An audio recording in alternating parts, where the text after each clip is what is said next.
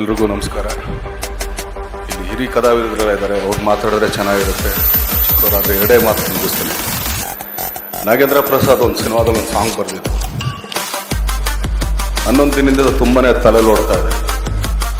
ಕಾಣದ ಕೈಯಲ್ಲಿ ಗೊಂಬೆಯು ನೀನು, ಕಾಲದೆದುರಲ್ಲಿ ಕುರುಡನು ನೀನು, ಅರ್ಥವೇ ಆಗದ ಜಗದಲ್ಲಿ ಅರ್ಥವ ಹುಡುಕಿದೆ ನೀನಿಲ್ಲಿ.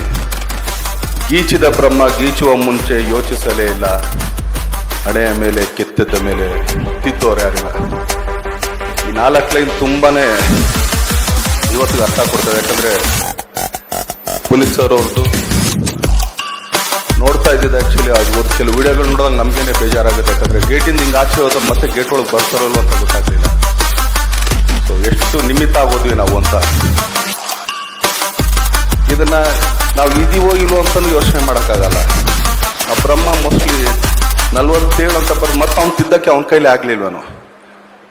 ಯಾಕಂದರೆ ಇನ್ನೂ ಜೀವನ ಇತ್ತು. ಚಿತ್ರರಂಗದಲ್ಲಾಗಲಿ ಪ್ರತಿಯೊಂದು ಮಕ್ಕಳು ನೋಡಿದಾಗಲೂ ಅನಿಸುತ್ತೆ ಎಲ್ಲ ಕಾರ್ಯಗಳಲ್ಲೂ ಇನ್ನೂ ಬಹಳ ಕೆಲಸಗಳು ಮಾಡೋದಿತ್ತು. ಸೊ ಇವತ್ತಿಗೂ ನಮ್ಮ ಜೊತೆಗಿದ್ದಾರೆ. ನಾವು ಯಾವತ್ತೂ ಅವ್ರನ್ನ ನೆನೆಸ್ಕೊಂಡು ಅವ್ರ ಕಾರ್ಯವೈಖರಿ, ಅವ್ರ ಕಲೆ, ಅವ್ರ ಸೇವೆ ಯಾವಾಗಲೂ ಮುಂದುವರ್ಸ್ಕೊಂಡು ಹೋಗೋಣ ಅಂತ ಹೇಳ್ತೀನಿ. ಧನ್ಯವಾದಗಳು. Thank you.